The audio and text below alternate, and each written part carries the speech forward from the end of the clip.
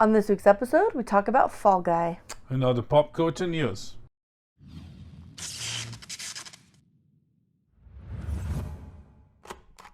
We come to you, as we so often do, just having left the theater, where we saw Fall Guy, starring Ryan Gosling and Emily Blunt, and it was a delight.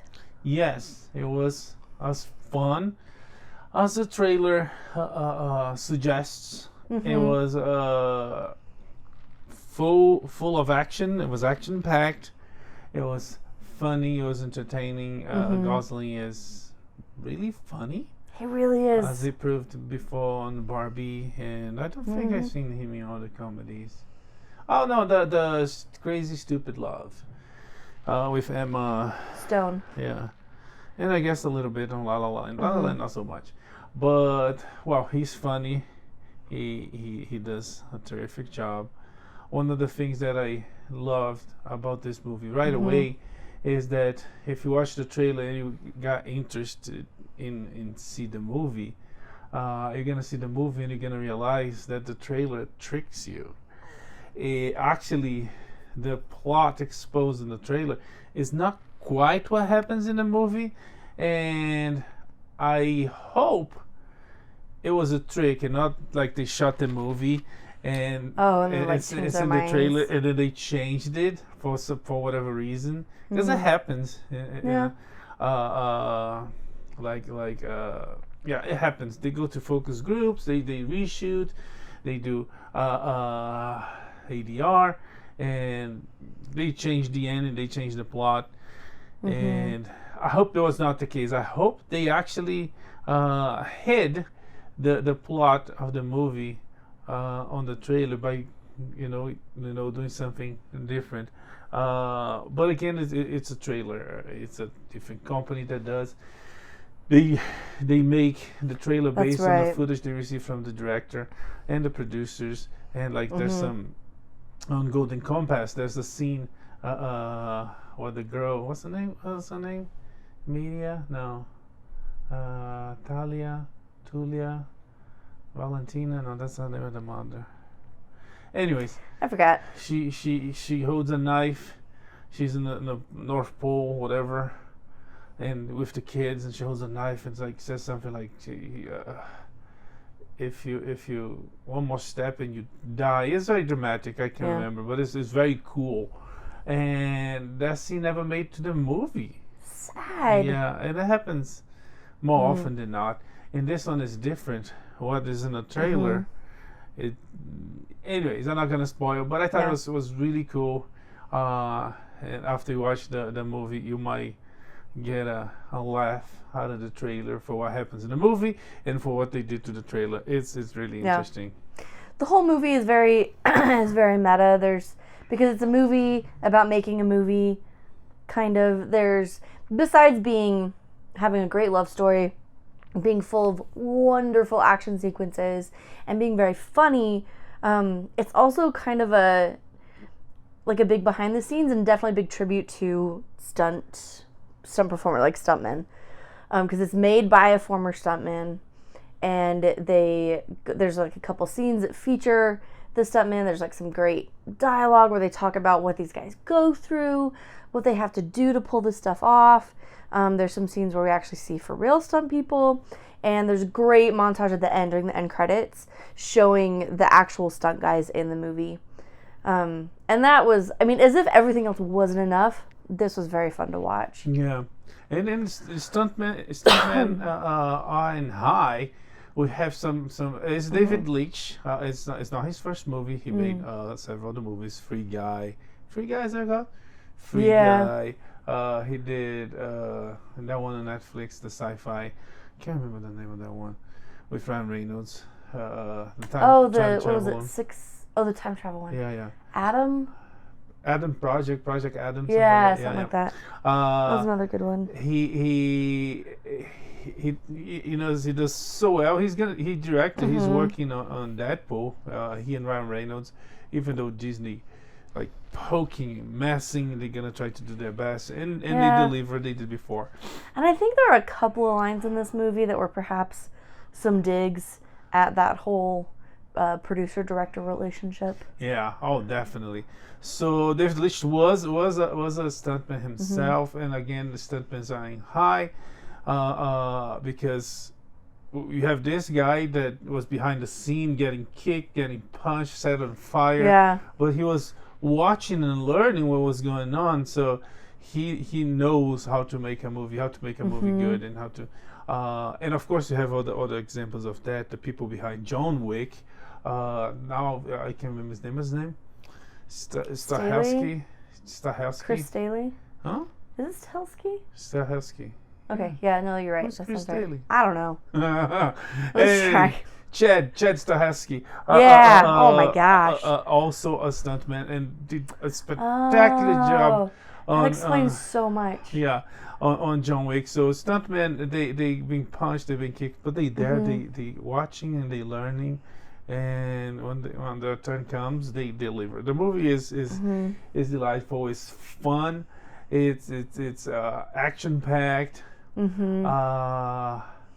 a great showcase for Ryan Gosling and his many talents: romantic lead, action, comic, like.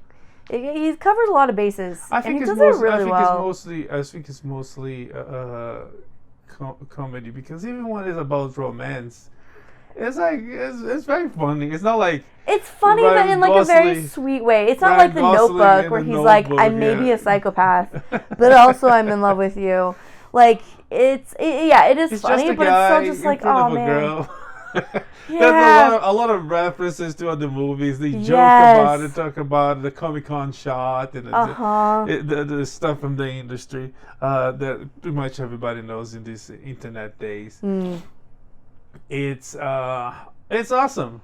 I love it. It was a super fun movie. I can't think of anything I would really change. It's just a lot of fun. They use their cast so well. It's clearly made by people who love what they do. There's this great line where he says, like, you're special, and because of what you're doing, we all get to be a part of something special too. Yeah. Talking about making the movie, and like there's a lot of truth to that. Like, and anyway, it's just nice to see like someone make a movie because they love movies and they love these big movies and the love for the practical effects and like for all the guys behind the camera, and it's a blast. Yeah. And and that's how the industry came to be. It's like people that loved what they made because they loved, and we still have that out there, even though the studios and woke mobs try to change for specific agendas or reasons. But the people that love make movies and make them with love, make them well. And this one is one of those. It's very fun. I mean, if you don't know anything about Fall Guy, it's not so original per se. It's actually based on a TV show of the same name, with the great Lee Majors, and also known as the $6 million. There you go. Yeah, I guess it was cheap to make a super. I know, that seems laughable now. Anyways, you could barely buy a house for him at that price. Right. Now. So it's based on the show, and in the show is exactly what the movie is. It was about stuntmen, and I guess on the show it was like every week the stuntman would get involved into, I don't know, sort of solving crimes and solving problems. In this one, they kept it tight. It's everything that's going on is about what's happening in the movie or around the movie, or things that are happening to people that are working on the movie. Anyways, anything else? Nah, this is a solid movie. Yeah. Like 9.5 out of 10. We hope you like Kiss, because you're gonna listen to Kiss. Oh yeah, the soundtrack is a blast. Quite a bit. And was it Phil Collins? Phil Collins. Yeah, Phil Collins too. Oh, yeah. Emily Blunt singing. Anyways, I'm not even saying too much. Yep. Fall Guy by David Leitch with Ryan Gosling, Emily Blunt, not David Duke, Winston Duke, Aaron Taylor Johnson, Hannah Waddingham. Yeah, and many more. And Jean-Claude. Jean-Claude. Love that guy. And many other talented people. It's out in the theaters. You can go check. because unfortunately, even though the movie is fun, the movie is not doing well at the box office, as we mentioned. Yeah. As we mentioned before on previous episode.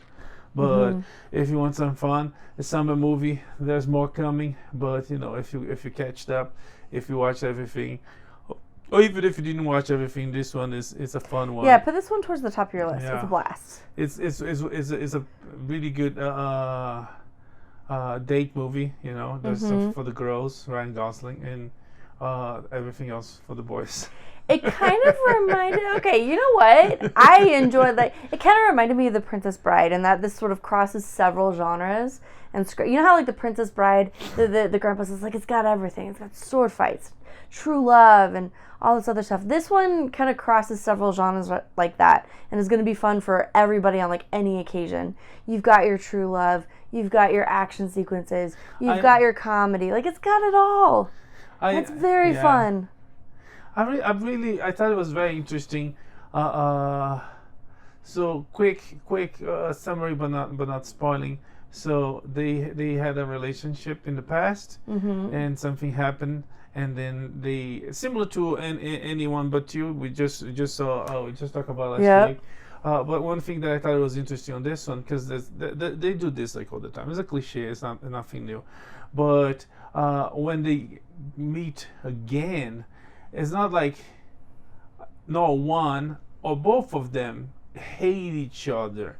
There's like some resentment there, but it's like there's some hurt, there's some sadness. But it's quickly solved into in an amicable way. They get like adults. They do this cool thing where they like adults talk about it, and like communicate their feelings and why things happened. Like, we shouldn't talk about it in front of everybody. But anyways, you should go see the movie. But there's the comedy. Anyway. But hey, really well made, super fun. Fall Guy is in theaters everywhere. You should go check it. Okay, on Netflix, we streamed another for me unexpectedly fun movie, Unfrosted from Jerry Seinfeld. Yes. What the actual heck? Which is, I mean, to be honest, for me, it was no surprise. Jerry Seinfeld is a very funny guy. He is a very funny guy, but if you come to me and say, hey, we're going to make a comedy about the origins of Pop-Tarts, I'd be like, I don't know. That sounds funny. We're going to make a Pop-Tart movie. It's, some people call, this one, again, Jerry Seinfeld wrote and directed, and acted. Is the first time he actually protagonized comedy. Live action comedy. He was famous for his TV show. He did a documentary. He did his Cars with reality show with comedians in cars getting coffee. He did an animation B movie, but this one is the actual. It's like after decades is the actual the first actual time that he is the star of a movie, and he directs. So it's exactly how he wants, and the movie is really funny. It follows. Very funny. It follows the format of The Right Stuff. It takes place around the same time. Yeah. And there's like a lot of funny people. So many funny. So we've got him, Jim Gaffigan, Melissa McCarthy, Amy Poehler, Jack McBrayer.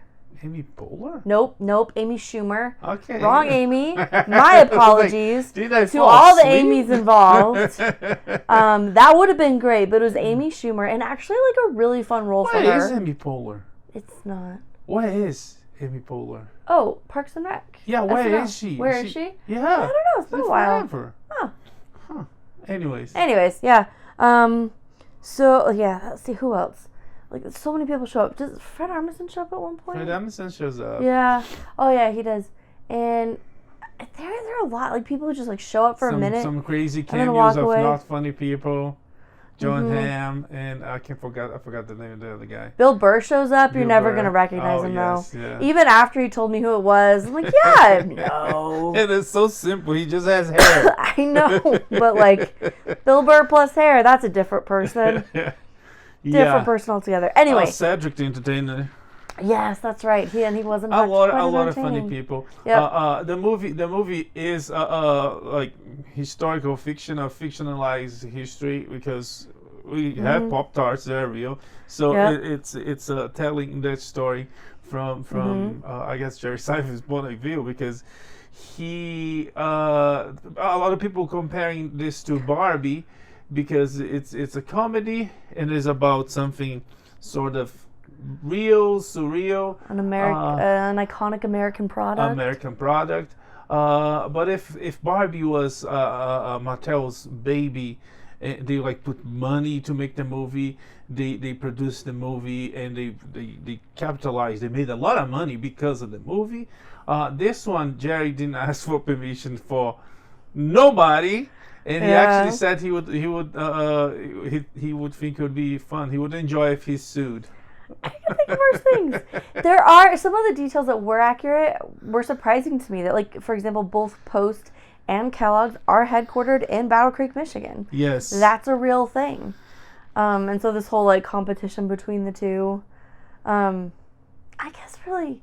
And after that, I just sort of gave up trying to keep track of like what was accurate and what and there's wasn't. some connection at the end of the movie. There's like explanation of what happened to this person. There's some connections to the current present history that is like quite funny. Yeah. But overall, the movie is really funny. Jerry is doing his thing. He's Jerry. Everybody shines. Yes, Hugh Grant turns in a really spectacular performance. Yes.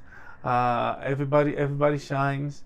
It's like Netflix keeps hitting out of the park with what they make, and this one is, they convinced or they let Jerry Seinfeld make a movie. Either way, it was like a $1 billion idea. That's kind of what it feels like Netflix is doing, though, like getting some of these creators on board and letting them just make their movies. I don't know if that's what actually is happening, but it's true what it feels like. And so we're seeing like some of Adam Sandler's best work ever. This movie, which was like so fun. Yeah, someone like Jerry Seinfeld is like he doesn't need to work. He doesn't need to do anything. He still does his comedy. I guess he likes it. But yeah, he is at that point in the career where he can do something purely because he wants to. Maybe it was Netflix is paying me enough to make it, or allowing me to make it, or vice versa, or both. Either way, everybody wins. The movie is really funny. Yeah. It was. And yeah, that's it. We're not going to spoil much because it's about Pop Tarts, and you probably know the story. And if you don't know, it's going to be even more interesting because there's some truth to it. And yeah, Unfrosted is the name of the piece and is available on Netflix everywhere. If you want some laughs, you should check. Lighthearted, funny times. Okay, total mood shift, but sticking with Netflix. Another Netflix property that came to be because the big studios passed. That's right. Another example of him. Yeah. Is Rebel Moon series. There's 2 movies, or 1 movie in 2 parts. But directed, produced, written by Zack Snyder. Zack Snyder that was passed by the studios and found a new home, like Jerry Seinfeld, like Adam Sandler, on Netflix. He made part 1. He did Army of the Dead, and there's more. There's definitely more coming. And another successful partnership. And this time they brought us the conclusion. Question the mark? end of the This could chapter. totally be, On this franchise Rebel Moon. If you saw the first one, you know that there's more. The story ends on sort of a cliffhanger, and this one is a continuation that has a lot of. It's very Snyder. There's a lot of, shots there, and he photographed this one, right? I think I saw that. That's right. Yeah, he did. He was director of photography, and shots that are very, very inspired by classical big pieces of art. The narrative has clearly having influences from Seven Samurai and that type of Kurosawa stories, And But not just Seven Samurai. Like, he's drawing from other things that are like bigger and older than that. Like, there's just one character who shows up. We see him in the first movie too, but by the time we see him here, he's evolved into something like straight out of an Arthurian legend. Like the way he looks, the way he talks, everything he does. Like, and so there's like elements of that too, with like kings and princesses and some of the aesthetic. Like, he's really like pulling hard. Joseph Campbell. It's just like a Joseph Campbell textbook. Yes. In all the best ways. Yeah, and he does it really well. It's fun, it's entertaining. It's emotional. It has a diverse cast, but it doesn't feel pushed or preached. No, everybody just is awesome. A woman lead, also balanced and interesting. Different than what the studios do. Rebel Moon, that we probably talked about it before. The Rebel Moon, there was actually Star Wars script that Snyder wrote for Disney Lucasfilm, and they said, and it's pretty clear. And they said, nah, we don't want it, which is sad, because what they putting out for Star Wars is like, if anything, mediocre. Yeah. If you would give a director, an author, an opportunity to come up with something new and interesting, he would deliver. But they rather stay with their lackeys and their minions that do whatever Kathleen Kennedy wants or Bob Iger wants, and because they're influenced by the woke mobs, the whole productions are contaminated by those ideologies, and the final product is like and failing. But anyways, Rebel Moon Part 2, which is called the Scargiver. Yeah. It has a spectacular bad guy. It has some golden-hearted good guys. Oh yeah. And it's awesome. It's fantastic. It's fantastic. It's like, Seven Samurai, Return of the Jedi, King Arthur. There's some just so much good stuff in there. Yeah. It's beautiful. It's emotional. It's fantastic. It's really, really good. And by the end of this one, I really just wanted to go back and watch the first one again. And it doesn't quite end, because things happen that's like, wait a minute. Yeah. It's so good. I'm like, you know what? I'm gonna need more of this. I need more of this. Oh, and there's like they basically say, hey, we have more of this. Yeah. Anyways. So let's do that. So Rebel Moon Part 2, Scargiver, is available on Netflix. Another reason for you to go to Netflix, because the movie is really good. It's good stuff. And there's more from Netflix. Yes. Oh my gosh, A Man in Full. Oh, this is a weird one. This is a mini-series from Netflix with Jeff Daniels. Anyone else? They can mention the name. I think he's the biggest name there. I think so. There were like other familiar faces. I'm probably gonna kick myself a little bit later for not remembering their names. Yeah. But yeah, he's really the well-known star. Everybody else you've probably seen before, but these would be maybe some of their bigger roles. Yeah. Anyway. Really fun show. Really compelling, interesting. Based on a book by Tom Wolfe. Just an interesting curiosity connection. Tom Wolfe that wrote the book on which The Right Stuff was based. Right Stuff that inspired the format for Unfrosted. Unfrosted, yeah. Which is definitely a straight line from The Right Stuff, astronauts going to the moon, to Pop-Tarts. Yeah. But okay. It was like, it's interesting because it's that whole generation that got their news, that got their information and entertainment from TV, and the speed of TV, which nowadays is kind of a joke, right? With the speed of internet, the news cycles was like something is popping, is trending. Now on a weekly TV show, right? Like what's a weekly TV show? I guess we don't have weekly. Saturday Night Live, for instance, when they make the joke is already old. Yeah. So it's a very interesting format that he chose to do the news. I mean, the history of his movie based on the way the history for the astronauts was told. But anyways, back to Tom Wolfe in Man in Full. Jeff Daniels does a terrific job. He portrays this sort of college athlete turned businessman, like super like southern real estate tycoon. It's a Trumpy-esque figure. He's like super rich, but he's in trouble. But is he super rich? Because he also is like $1 billion in debt. Yes, yeah, but yeah. But it's one of those things that if it pays off, he will get profit. Everybody involved is gonna get profit, but Sure. you're gonna have to watch to find that out. So it's interesting. Yeah, there's a few storylines going on. Even though this is entirely fictional and was written a while ago, there are some interesting parallels, reflections. yes, yeah, it is fictional, but you know, people don't, when they write fiction, if they write well, they can tell some like real stories about real people, and they change names, you know, from Bo to Joe or Rob to Tob. I don't know. Anyways, what was it? Was it Michael Scott? It was Michael Scarn? That's right. Yes. So there's ways to do that. Either way, the show is compelling. Is very interesting.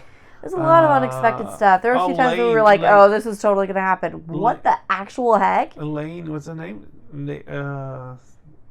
She played Martha on The Men of Steel. I know she has a real right? name, but I just see her as Yeah, Martha I can't remember Kent. it. Sorry. Anyways, yeah, I'm not gonna spoil, so you're gonna have to watch Yeah. it. It's like an adult show. Big time. There's funny situations, but it's very serious. Definitely a So drama. If you don't wanna, if you're going for laughs, watch Unfrosted. If you want for something serious and compelling, it's short. There's only half a dozen episodes. Be aware that you will see a man in full. Yes. That's an interesting point there. Is that what they talked about? I just thought of that. Yeah, I'm wondering now. Okay. Especially with the direction things go, and you know what? If you read the book, I was making a dumb pun, but I think I might actually be onto something there. If you, I mean, by the credits, I think the meaningful they're talking about is Jeff Daniels, because it's. Sure. But if you read the book, apparently I never read the book, but I heard from people that read the book that the book is much brutal. They get less brutal in the show, but they still get really brutal. It's pretty rough. It's pretty rough. Anyways, Men in Full available on Netflix. If you're up to watch a series, you could check that one. Okay. In the meantime, Daily Wire Plus has debuted their animated series, Mr. Birchum. Mr. Birchum, Adam Carolla, written and produced with Ben Shapiro and Jeremy Boring, and other talented producers, with the voices of Rob Riggle was on an episode. Megyn Kelly is a regular. Brett, what's her name? Brett? I honestly don't know their names. Brett. Brett. Yeah. Brett's there.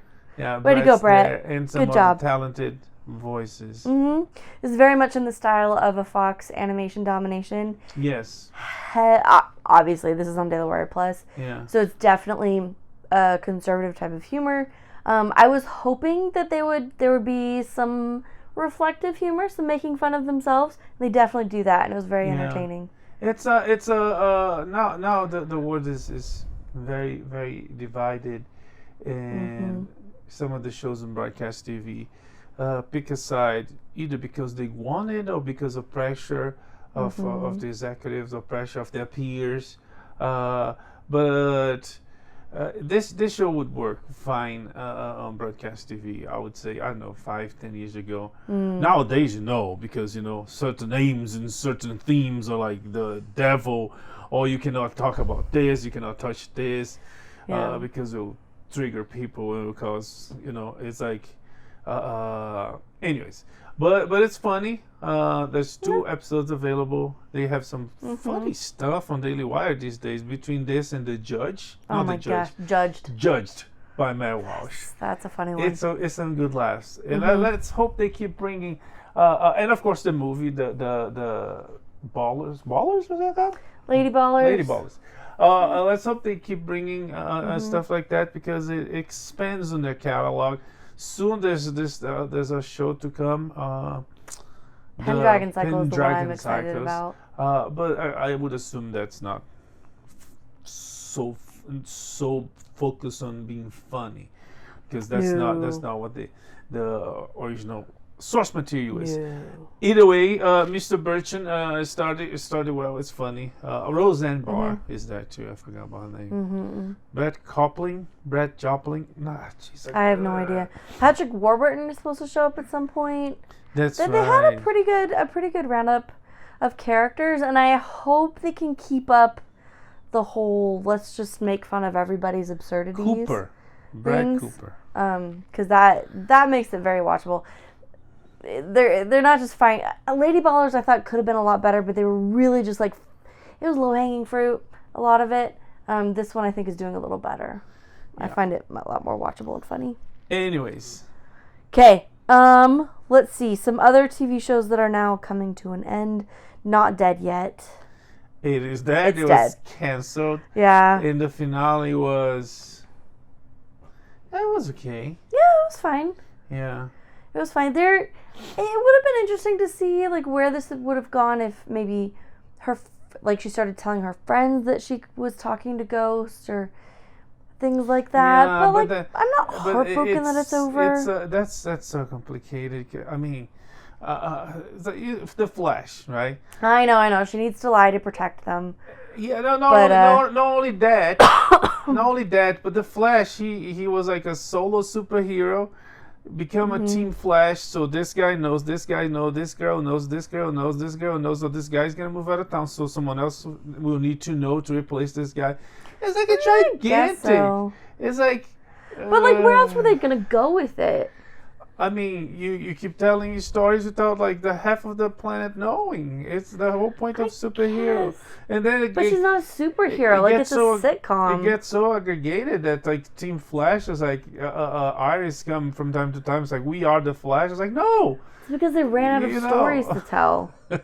Anyways, but other shows tend to do that. I like that it was her burden and her gift alone. I guess so. I guess I'm just trying to think of like what else could the show work on, like to progress a story. I guess if you ask me, I would kill someone close to her that she would not let go. You know. I guess so. That just makes it so much more serious, though. Yeah. I think that would take us out of like lighthearted comedy, and into like some heavy. She has a friendly ghost. Yeah, but if someone dies who's close to her, then like everybody else is grieving. There's a lot of complicated emotions. Yeah. I don't know. And I guess everybody in the secondary characters, they had someone. So if Cece dies, she has a kid. If the other guy dies, he has a kid too. Maybe the weird lady. You know, there's that like shorter lady who like always says the completely unhinged things. Like she's got a recipe for edible body paint that you make in the slow cooker, right? That would be funny if she died and there was like a constant presence. But the main character would let her go. Like it would write her obituary so quick. Unless there was some glitch, like because she worked for the I don't know. Something like that could have been fun. Either way, we don't have to worry about it. You don't have to worry about it because the show was canceled. So it's bye-bye to Not Dead Yet. It's actually dead. Yep. Young Sheldon is coming to a close. And with that, Annie Potts is saying this might be her last rodeo. Yeah. The last episode we saw, it was pretty drastic. And the show is coming to an end with, I don't know, sad and redemption? We'll see. It's coming. There's 2 episodes left. We come back for it when the finale comes. Another one that ended this season. Ended this season. This past week was Animal Control, the new Joel McHale show about animal control officers. A workplace comedy. Yeah. which for me it's fun. It's fun. It's still fun. It still works. Yeah. But I think they changing the character drastically. Yeah, there's a Making big him shift in Joel nice. McHale's character. Yeah. And it's like, no, come on. If you watch the first episodes and you watch this last one, it's like, what's the alien that kidnapped this guy and replaced him? Because Yeah. yeah. Anyways, this is I'm fun. not super mad about it. Funny people. There's romance. Like it's very The Office like, Mhm. but with like cute, crazy animals from time to time. Yeah. We'll see if it survives the cut and comes next season. I hope so. I enjoyed it. Okay, in the box office, Kingdom of the Planet of the Apes made it to $56.5 million. Which is not absolutely great, but it's definitely not bad. It's definitely beating the Fall Guy 2 weeks in a row. I mean, on the first weekend. We'll see this next weekend, but most likely. In the meantime, it looks like we're heading back to the good old days of cable bundles Yeah. with streaming services. The streaming wars is becoming the bundles wars. A couple of big bundles were announced this past days. So, Comcast is looking at a Peacock, Netflix, Apple TV Plus bundle. Yeah, and on the Disney side, Disney, Hulu, and Max bundling.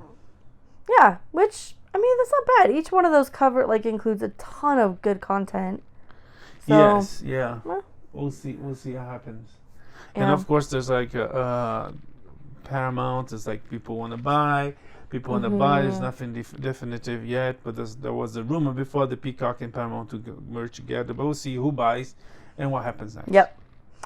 In the meantime, CNN has announced they are hosting a Biden-Trump debate on June 27th. June 27th. Okay. Will it actually happen? Who knows? Yeah. Well, we'll see. Steve Buscemi joins a major bummer of a list of people who've been randomly attacked by randos in the streets of New York City. Yeah, it's not exclusive of nobody's or everybody. It's like a equality. Yes, city. the great equalizer. The city of New York is very equal about who gets screwed, who's get hurt, and who suffers. So it's like communism. Everybody suffers the same. But of all the people to get attacked, of all the Hollywood figures, why Steve Buscemi, who's genuinely a nice guy, outside. and who is literally a hero. He was a firefighter who chose, nobody asked him to. He chose to walk into the burning buildings on 9/11 and help rescue people. Yes. The guy, man, it just makes me sad. It's terrible. He's recovering. He had a black eye, but full recovery for him. Another messed up people was Jerry Seinfeld that we mentioned this episode about his new movie Unfrosted. He was giving a commencement speech at Duke University in North Carolina. There have some very funny moments, including he is starting to apologize about the movie, but then it's like, no. It's like, anyways, but some students walked out of the graduation in because protest of his pro-Israeli views. Because he's a Jew, it's just so bad, so racist in so many levels. But anyways. Yeah, but it's an interesting commencement speech, worth a look. Yeah. Assassin's Creed has announced their new game. It's not about anything he said. It was just people. Anyways. Yeah. Assassin's Creed. The new game was announced. It's called Assassin's Creed Shadows. It's gonna take place in feudal Japan. And there's already some controversy surrounded. There's the whole Sweet Baby Inc. changing history and pushing agendas even when the time and the period don't apply. There's one of the when the agenda characters. isn't necessary because telling a story from feudal Japan brings its own kind of diversity to the video game world. The director of Sweet Baby Inc. that's pushing these agendas in all sorts of games in the industry. She says she doesn't care if it's historically accurate. She will put a black people as a Viking, as a samurai, as a which is what they've done. Nazi. This is a game set in feudal Japan, and the lead character is one of them. It's actually two. Oh, okay. One is a Japanese lady, and the other one is a black guy. Yeah. So it already tarnished the the game when they push for an agenda, not to entertain the gamers, not to give the gamers what the gamers want, but just to push something they want. And it's like, and we're paying for something we want, not something they want. Yeah, and this feels like a weird place to do it because Assassin's Creed, like part of the appeal of the games is like the intense historicity of it. That like you're really there in that moment, living out those stories. And they did a black character before in Egypt. Well, yeah, and there are plenty really of other like historical moments. Like I don't know, you could actually tell an African story. Yeah, there's that would be cool, or like with the pirates, there's a lot of room because they have a black character in the pirates game. Yeah, there should be several. That would be quite accurate and like actually tell African stories. Yeah. Anyways, but who am I to say? Let's move on. We have a lot more to talk about it, and this whole mess with the game industry will continue. Worse. Judi Dench has strong words. Yeah, Judi Dench was going against this. I guess is a generational. I don't know, preoccupation, cowardness, and about theater, like they do in movies, for old pieces, for controversial, pseudo-controversial pieces. Trigger warning. And she came out to go to talking against the trigger warnings at the theater. She said, if you are that sensitive, don't go to the theater. Simple like that. Yeah. Because she said, and she go. I didn't put the whole thing there, right? No. But she says like, if it's like you go to the theater to be surprised, to be emotional, even to be shocked. If you're not going for that, don't go. Period. Yeah. Anyways. So there's I actually got to see her on stage. Yeah, for what? When I was in London, she was playing Titania in Much Ado About Nothing. Oh, cool. Yeah, it was really cool because they dressed her as Queen Elizabeth I. It was really cool. As a queen. Anyway, like that was their interpretation of the fairy queen. It was cool. Nice. She's great as an actress. Moving on, Sigourney Weaver might be joining the Mandalorian and Grogu project. Yeah, more to come, but that seems like it's gonna happen. Downton Abbey is making another movie. Yeah. They've been out of story to tell for a while, but they can keep making up cute, wholesome, charming things, and we'll keep watching it because it's cute and wholesome and charming. Okay, some comedy specials coming. One from Ellen DeGeneres, where she promises to talk about it. Yeah, I mean, if she's gonna apologize that late, it's like, or she's using that to promote her show. It's like either way, it's like okay. Anyways. Yeah, I don't know. I think it'd be interesting to see. And Hulu is getting into comedy specials with Jim Gaffigan. It's the joke of all trades. No, the jack of all trades. Right? Yeah. He has a special in every streaming service. That's right. On Amazon, on Netflix. I'm not sure about HBO, but probably. And now Hulu is gonna use him. And he's a guy that like most people, if not everybody, loves. So he's funny. 5 children to bring up in New York City. A man's got to hustle, and he's doing a good job. So Hulu gonna start on specials with the JG. Sydney Sweeney is working on a Barbarella project. Yeah, Edgar Wright is in talks to direct. Edgar Wright is very talented. Again, we talked about him before on how the best Ant-Man movie ever made. That was not made. It was his script. Marvel decided this like, oh, this is too good. And I mean, they didn't say that, but they decided to go to the mediocre route of whatever they do. And they decided not to go to the very talented Edgar Wright. But if he's involved, there's good hope that he's going to be close to what Barbarella movies should be. Okay, Danny DeVito says he's up for playing Wario in the second Super Mario Brothers movie, which is a fun idea, but I think he needs to stay available for Philoctetes in Disney's live-action Hercules, which shouldn't be made. But if it is going to be made, he needs to be available for that role. I mean, I agree, but I don't know if Disney would do that. But if he does Wario, yeah, we're there to support. Sure. Yes. Nicolas Cage. Okay, so a bunch of stuff coming from Amazon. They're doing they have the upfronts happening this week. Disney, Amazon, Netflix. So a lot of announcements that came from all that. And I don't know. I feel like it's early, but again, it's like almost summer. So, anyways, Yeah. with stuff that is coming, and that's why.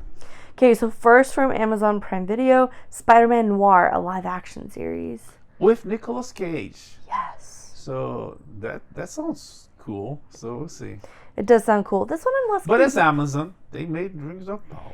It's true. They've been really hit or miss. This one I feel like is going to be a miss. A Legally Blonde origin story TV series called Elle.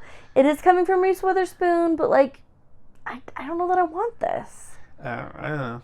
I feel like Legally Blonde is her origin story. Yeah, I mean, I think her daughter is old enough to be Elle. But anyways, you don't know. There's no details. It's just coming. Yep, they're also working on a Roadhouse sequel. It felt like the when we watched the Roadhouse, it felt like there was like they might go for sequels. The way they build the whole thing, it was like not like a fully remake per se. That's like beginning, middle, end. As in the movie, they would go for more, and they go for more. And Gyllenhaal was great on it, so we'll see. Yeah. And The Boys is coming back with a season 5 renewal. Yeah, well, The Boys is spectacular, so we can't wait. They've also talked about a Tomb Raider series. Oh yeah, and this one is kind of like it's Amazon, and also is I mean, some people. I'm not totally agreeing. I might agree a little bit, but it's the girl that kind of ruined it. Indiana Jones 5. That girl did not ruin that movie. The fact that Indiana Jones 5 exists, that ruined the movie. And the writers who split up Indy and Miriam, it was not her fault. No, she was involved in the writing. She was involved in the writing? She was. Really? Yeah. I don't know. Yeah. I feel like there are a lot of fanboys out there who are just like, she's a girl and she messed it up. No. She was involved in the writing. So, and then Amazon decided to give her Tomb Raider, Lara Croft. So, it's like, yeah. Anyways, it's Bezos. Bezos? Is it Amazon's Bezos? Yeah. Bezos, Jeff Bezos is like going to spend money. I mean, again, they made Rings of Power, so yeah. Okay, that 90s show is unbelievably coming back for a second season. Yeah, it was Netflix. I guess they got the numbers and they got the money, so they make it more. I know, but it was so meh. And Jay and Silent Bob, Kevin Smith and Jason Mewes gonna be around on season 2. There's just a weird amount of weed in this show. And well, in that but so is the 70s show. I know, yeah, in both of them. Like, Yeah. there's so much weed. And I feel like Jay and Silent Bob are just going to bring so much more weed. Daredevil Born Again gets a 2025 release date. Okay. And Only Murders in the Building Season 4, it will be coming in August. The Game of Thrones prequel is coming in 2025. They've already started filming. Yeah, A Night of the Seven Kingdoms with Peter Clayford set as a Duncan the Tall. Yes. And Happy Gilmore 2 and a new Catherine Bigelow film are coming from Netflix. Again, we talked about Netflix and Jerry Seinfeld. Netflix now, with Sandler, is going to make a sequel for one of his funniest, greatest movies, Happy Gilmore. So, yeah, we can't wait. Yeah. And this is my favorite announcement, which is why I put it at the end. A new John Wick spinoff is coming from Lionsgate, and it focuses on Donnie Yen's character, Kane. Yeah, that sounds very cool. And the way they ended the last John Wick, if you saw, I'm not going to tell you, as like, it could be a direct sequel. But also, there's a lot of story that could tell on the prequel. Oh yeah, they've introduced so many characters and this whole world of like backstory and expanded stories that they can tell. Yeah. That they can like step away from like that main line of Keanu Reeves and John Wick himself. Oh yeah, they're doing the ballerina. Is it ballerina? Yeah. With Ana de Armas. And yeah, they did the Continental. There's the way they build their universe from film 1, I was like so impressed. I was like, oh, gosh, this is so cool. It's like what comic books are, or at least what they used to be. You know, they tell a story that has like, it's bigger than what you see. You get details here, details here, details here, and they might come to everything might come to light or might not, or it might take time. but the way they built John Wick from the beginning was spectacular, and now they capitalizing, they Yeah. profiting from it and making more, which is really exciting. Yeah. Nobody, right? The concept of Nobody, Yes. the movie Nobody. they did a very, very cool, fun job. Yeah, that was cool. And yeah, let's hope they make more. Yeah, besides the characters they've already introduced, they kind of hinted at an idea of like continentals existing in other countries. Oh yeah. And that like we could do a whole thing with just Hiroyuki Sanada and his continental. That would be cool. Or like his character's backstory, and then of course Donnie Yen. Like, it's just gonna be fantastic. Yeah, no, that's cool. Mm-hmm. And yeah, what else? That's it. Okay, so I guess that's it. We come back next week with more. We're gonna finish some shows. A Gentleman in Moscow. Mm-hmm. There's what else we finishing? Is there anything else we finishing this week? Not that I can think of, but I think we're seeing Furiosa next week. No, Yeah. no, it's in 2 weeks. Are you sure about that? Yeah, Furiosa. Loot. I don't think Loot's gonna end this week. Franklin's gonna end this week. Okay. We're watching Sympathizer. That looks very interesting. The Veil on Netflix.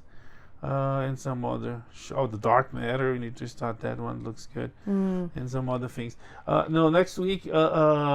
If Imaginary Friend by that's right. John Krasinski. Yes. And gigantic cast is out. You're gonna see that. And then in the following week is Furiosa. Yes. A Mad Max saga. There's like raising praises everywhere. Everybody is loving it. But it's George Miller, and he's like this week he was saying, I think Anna Taylor-Joy speaks like 30 lines, which is double of Mel Gibson does on the movie. But he was saying that it's like, dialogues hold the movie back. And it's like, yeah, it does. So yeah, he's gonna do what he does, and he does it really well. Yep. For now, that's it. Follow us on Facebook, Instagram, and watch us on YouTube. Listen us on everywhere you can listen to podcasts. Yeah, may the force be with you. Live long and prosper. Bye. Bye.